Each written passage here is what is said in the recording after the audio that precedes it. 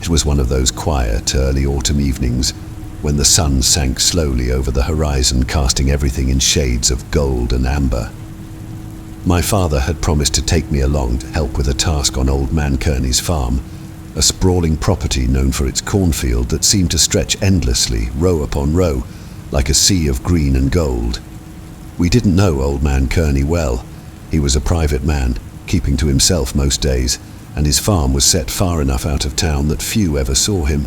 But he'd called my father that day, asking for help to bring in the first round of corn before the late season storms rolled in.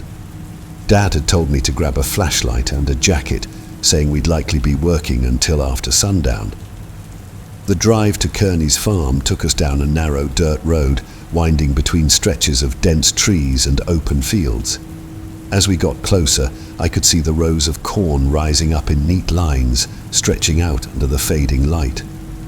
The fields had an almost hypnotic quality, the rows creating perfect patterns that seemed to go on forever, leading toward the darkening sky. We arrived just as the sun dipped below the horizon, leaving a faint glow over the field, the light dim and hazy. Old Man Kearney was waiting by the edge of the field, his figure silhouetted against the corn. He was tall and thin, his face lined with age, his gaze sharp and watchful as he nodded to my father. "Thanks for coming out," he said, his voice low and rough. "We've got to work quick. Storm's coming, and I don't like being out here after dark." There was something in his tone, an edge that I couldn't quite place, but Dad didn't seem to notice. He just nodded, grabbing a few tools from the truck and handing me the flashlight. "You stick close," he told me, his expression serious. "The field can be disorienting at night." I nodded, feeling a thrill of excitement mixed with unease. There was something about the field in the fading light, the way the corn swayed gently in the breeze, casting long shadows over the ground, that made the place feel different, alive almost. We set off, following Old Man Kearney as he led us down one of the narrow paths between the rows, the corn rising tall on either side, creating a tunnel that seemed to close in around us. The air was thick with the scent of earth and plants, and the only sounds were our footsteps and the faint rustle of leaves in the wind. As we worked, the light faded quickly, the sky turning a deep shade of blue, then black, as night settled over the field. I turned on the flashlight, its beam cutting through the darkness, casting long shadows over the corn. The rows seemed different now, the neat lines blurring, merging into a maze that stretched out in every direction, each path looking the same. I stuck close to my father, helping him pull ears of corn from the stalks, our hands moving in silence. But as the minutes passed, I began to feel a strange sense of unease, a feeling that we weren't alone in the field. At first I told myself it was just the dark, the unfamiliarity of the place. But then, as I was reaching for another ear of corn, I heard it, a soft whispering sound, coming from somewhere deeper in the field. It was faint, barely audible, but unmistakable, like someone murmuring under their breath, just out of reach. "Dad," I whispered, my voice barely carrying over the quiet. "Did you hear that?" He paused, listening, but the whispering had stopped, replaced by the rustle of the corn in the breeze. He gave me a reassuring smile, ruffling my hair. "Probably just the wind, kiddo. Cornfields have a way of playing tricks on you." I nodded, trying to believe him, but the feeling lingered, a weight that pressed down on me, filling the air with a tension I couldn't explain. We continued working, moving further into the field, the flashlight casting eerie shadows over the stalks, and then as we reached the end of a row, I saw something strange, a small, dark shape lying in the dirt, half hidden by the corn. I shined the flashlight over it, revealing an old, weathered doll, its face cracked and worn, its clothes faded and dirty. It looked like it had been there for years, abandoned, forgotten, and the sight of it sent a chill through me. "Dad!" "Look," I said, my voice barely a whisper. He looked down, his expression tense as he picked up the doll, turning it over in his hands. "Probably something one of Kearney's kids left out here years ago," he said, though his tone was uncertain, his gaze flickering toward the dark rows of corn. We left the doll where we'd found it, moving quickly, my father's pace faster now, as if he wanted to finish up and leave the field as soon as possible. But as we walked, the whispering started again, louder this time, coming from somewhere deep in the rows, filling the air with a quiet, eerie rhythm. I felt a chill run down my spine, a sense that we were being watched, followed. I gripped my father's arm, my heart pounding, and he glanced down at me, his expression serious. "Stay close," he said, his voice low. "We're almost done." We worked in silence, the whispering growing louder, filling the air with a strange, almost melodic quality, like a chant drifting through the field. And then, as we turned to leave, we saw her, a woman standing at the edge of the row, her figure barely visible through the corn, her dress old and tattered, her face hidden in shadow. She didn't move, didn't make a sound, just stood there, watching us, her gaze fixed, unblinking. My father froze, his grip tightening on my shoulder, and for a long moment we stood there, staring back, our breaths held, our hearts racing. Then, without a word, she turned, disappearing into the corn, her figure swallowed by the shadows, leaving only the whispering, the rustling of the stalks, the quiet that pressed down on us like a weight. We didn't say a word as we made our way back to the truck, our footsteps quick, the flashlight swinging wildly, casting long, distorted shadows over the corn. When we finally reached the edge of the field, Old Man Kearney was waiting, his expression grim, his gaze fixed on the dark rows behind us. "Best you don't come back after dark," he said quietly, his tone flat. "This field, it has its ways." We drove home in silence, the whispering still echoing in my mind, the image of the woman lingering, her gaze cold, watchful. Even now, when I think back to that night in Kearney's field, I remember the doll, the whispering, the feeling of being watched. And sometimes on quiet nights, I hear the sound of corn rustling in the wind, a faint, distant whisper, a reminder of the field and the things that wait among the rows, hidden in the shadows. When I first moved to the house near Miller's cornfield, I thought I'd found the perfect escape. It was an old farmhouse, modest but solid, with wide wooden floors and thick windowsills, standing alone at the edge of miles of cornfields that stretched as far as the eye could see. The quiet appealed to me, and so did the open space, the freedom of having no close neighbors, just the steady wind and the endless rustling of corn. The first few weeks were calm, the days blending into a rhythm. I'd wake up early, make coffee, and sit on the porch as the mist lifted off the fields, watching the sunrise paint the sky in soft pinks and oranges. It felt like a refuge, a place far removed from the noise of the city. The only sounds were the creak of the porch swing and the gentle rustling of cornstalks swaying in the wind. But as the summer waned and fall approached, something began to change. It was subtle at first, a sense that I wasn't quite alone, that the house held an echo I hadn't noticed before, a quiet weight that seemed to settle over the rooms at dusk.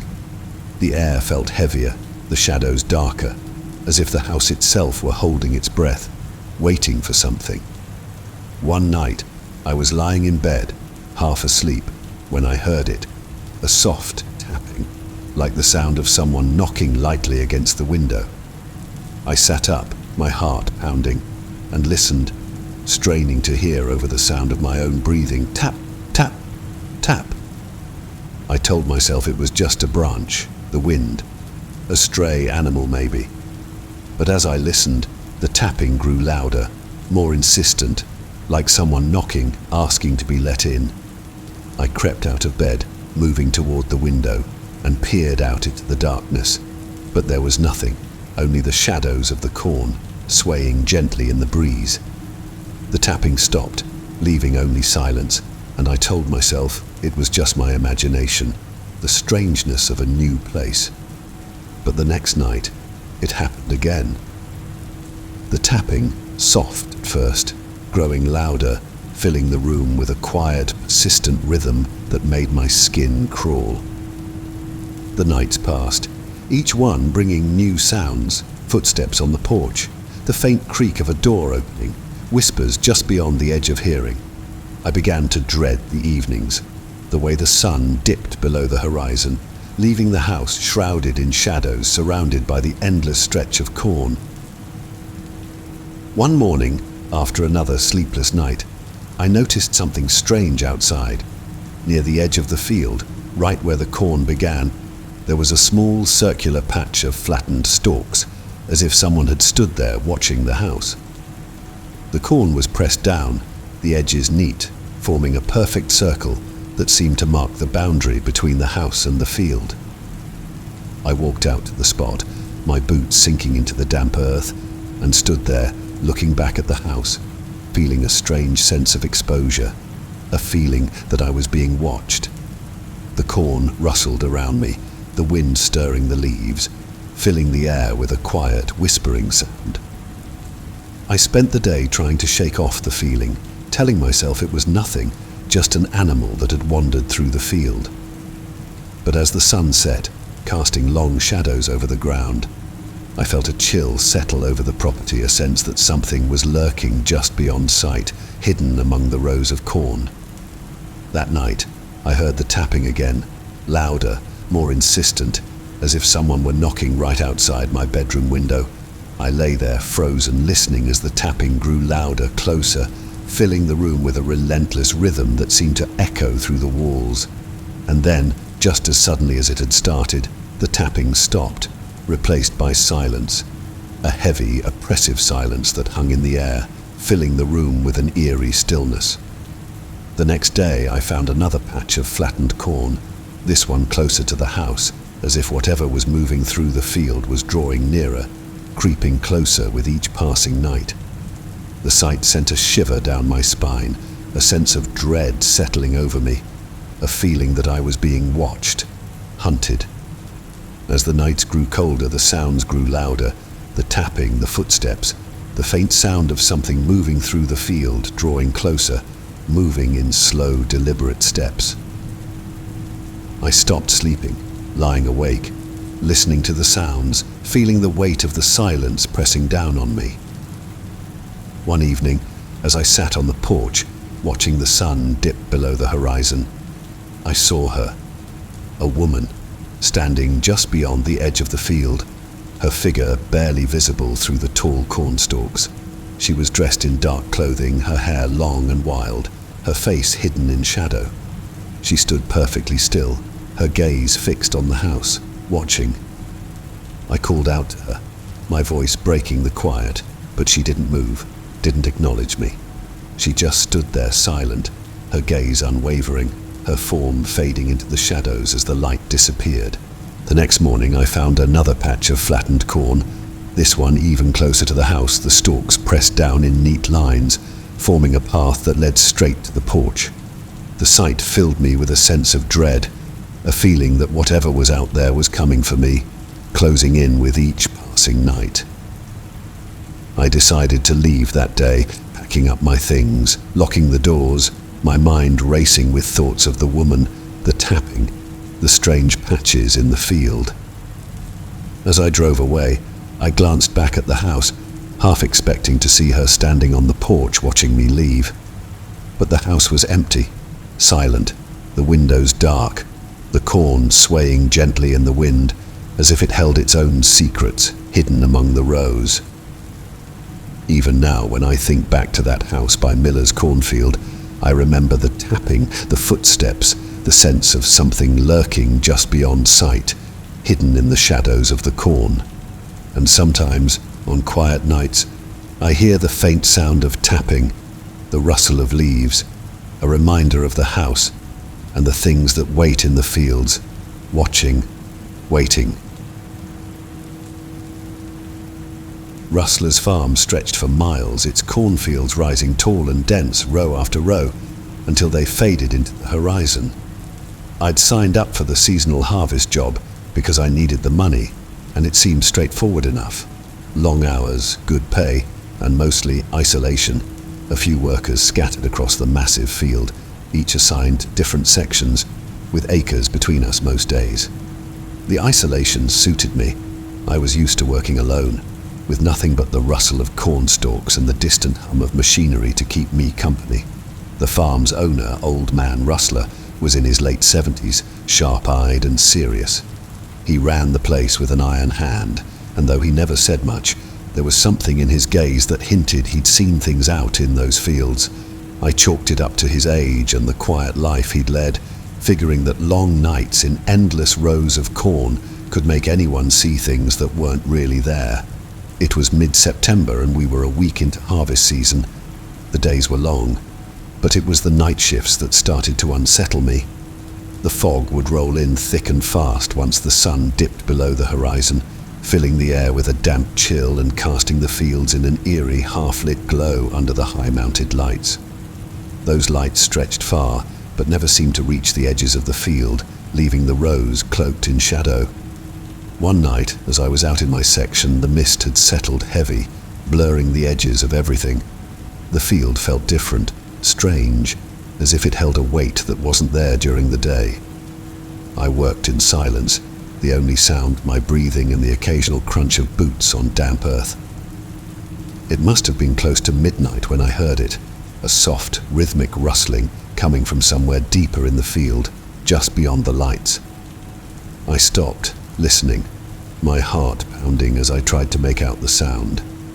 It wasn't the usual wind through the stalks, or the small animals that sometimes darted through the rows. This was something else, deliberate, like someone moving, taking slow, careful steps through the corn. "Hello," I called, my voice swallowed by the thick air. There was no answer, only the quiet, steady rustling, growing fainter, disappearing deeper into the field.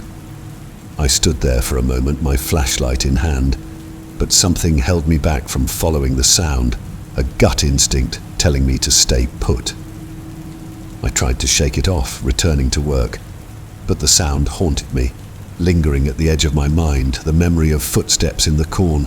The next day I mentioned it to another worker, Pete, who had been on the farm longer than anyone else I knew. He just shrugged, giving me a wary look. "You're not the first to hear things out there," he said. "People say it's just the corn settling, but I've heard things too, voices, whispers. You get used to it." I laughed it off, trying to convince myself he was joking, but his expression told me he was dead serious. I went back to work that evening hoping to shake off the sense of unease, but the feeling lingered, a weight in the back of my mind, a quiet reminder that the fields held more than just corn.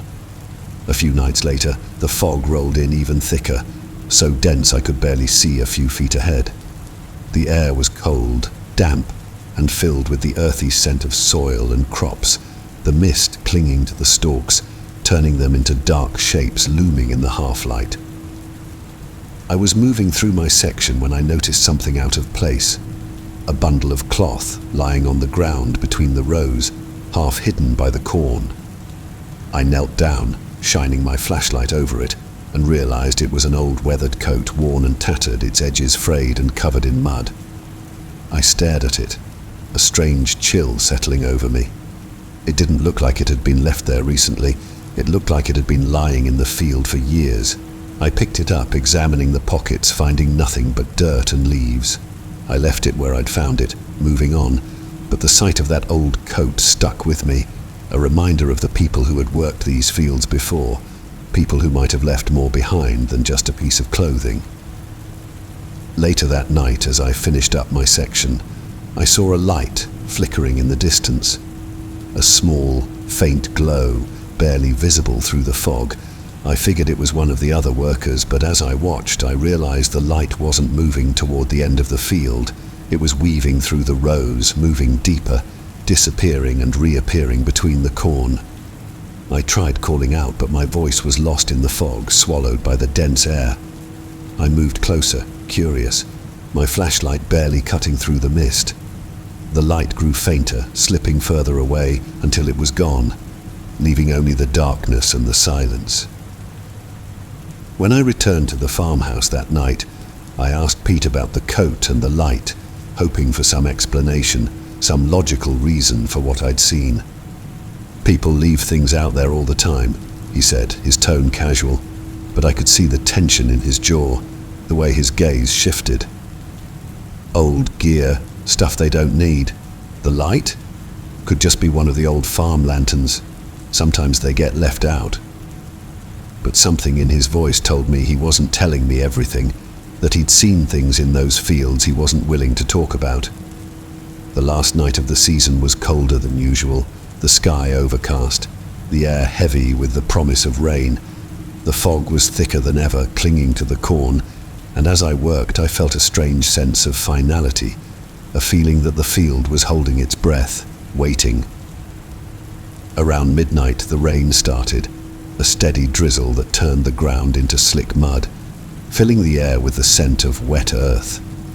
I moved slowly, my boots sinking into the soil, the flashlight beam cutting through the fog in thin, weak bands of light. And then, just as I was about to finish, I heard it again, that slow, steady rustling, coming from somewhere deep in the corn. But this time, it wasn't just footsteps. There were voices, faint and distant, drifting through the rows, carried by the wind and the rain.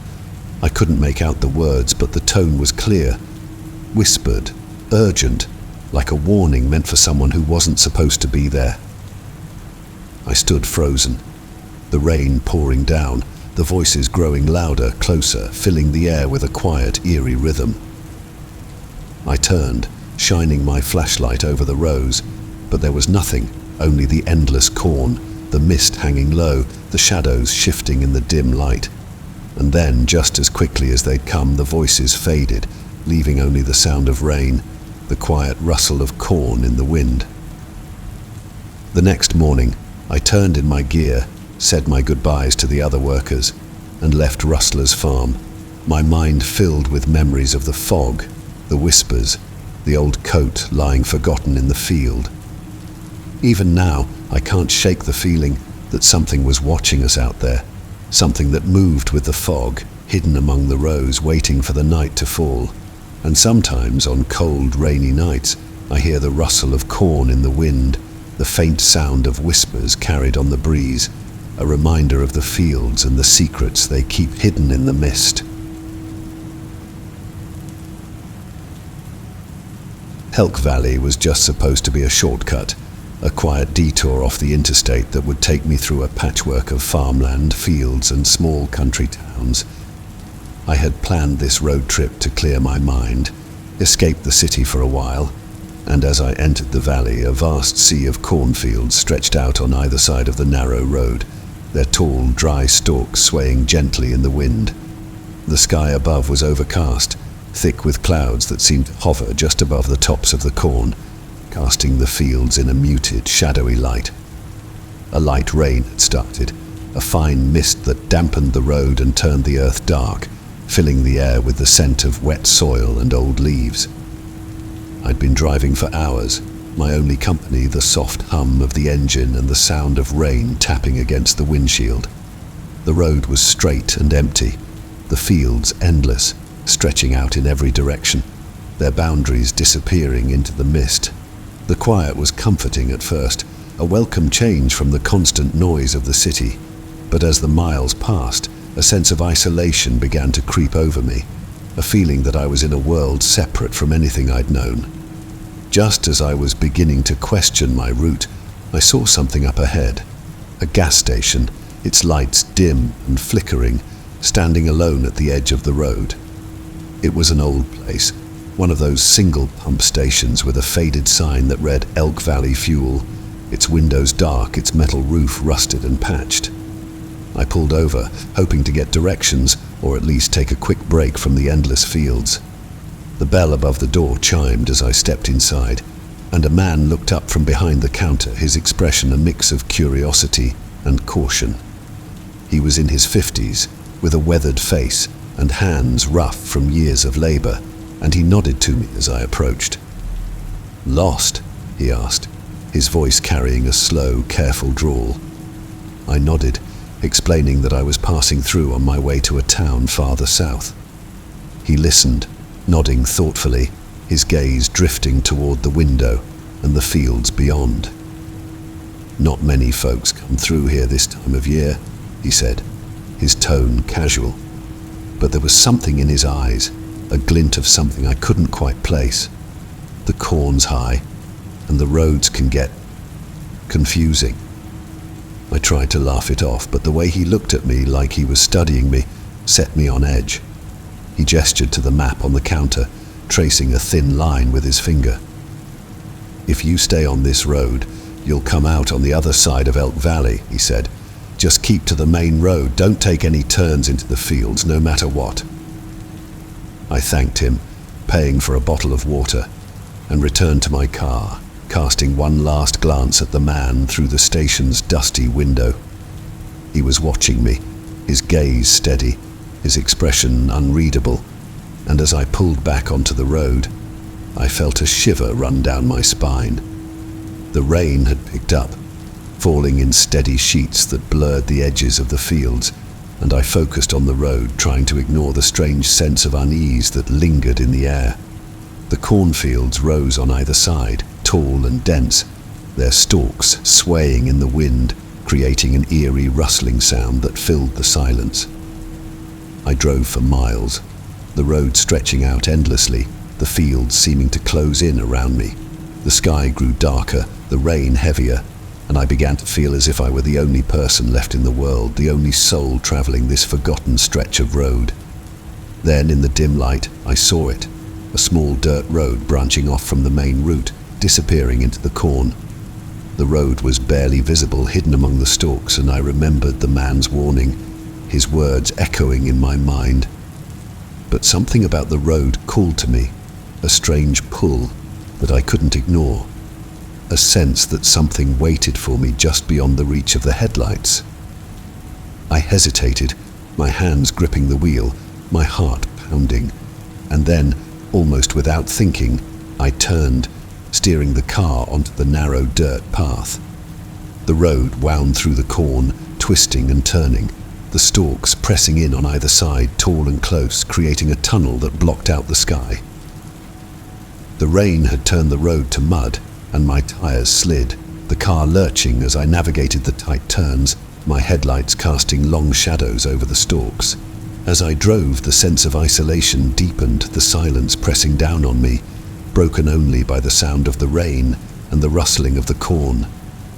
I had no idea where I was going, no sense of direction, only the narrow path ahead, the walls of corn rising higher, taller, as if they were closing in, drawing me deeper into the heart of the fields. After what felt like hours, I saw a light up ahead, a faint flickering glow barely visible through the rain.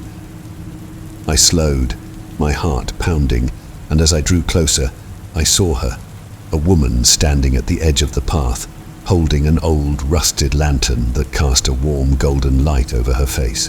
She was tall and slender, her hair dark and wild, her dress old-fashioned, its hem soaked and muddy. She looked at me as I approached, her eyes calm, almost sad, and for a moment I felt as if I knew her, as if she were someone I had met before, though I couldn't remember where. I rolled down the window, the rain pouring in, and called out, "Are you all right? Do you need help?" She nodded, her expression solemn, her gaze fixed on mine. "You shouldn't be here," she said softly, her voice barely audible over the rain. "This road, it's not meant for you." A shiver ran through me, a sense that she was warning me, telling me something important, something I couldn't ignore. I hesitated, glancing back down the road, and when I looked back, she was gone, her lantern extinguished, the path empty, as if she had never been there. I backed up, my tires slipping in the mud, and turned the car around, the sense of urgency rising, the need to leave, to escape, overpowering.